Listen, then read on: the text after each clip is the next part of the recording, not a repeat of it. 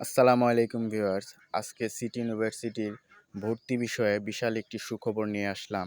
ফেব্রুয়ারির 18 তারিখ পর্যন্ত সকল স্টুডেন্ট অ্যাডমিশন ফির উপরে 50% ডিসকাউন্টে সকলেই ভর্তি হতে পারবে। সুতরাং দেরি না করে সবাই 18 তারিখের ভিতরে ভর্তি হয়ে যাবেন।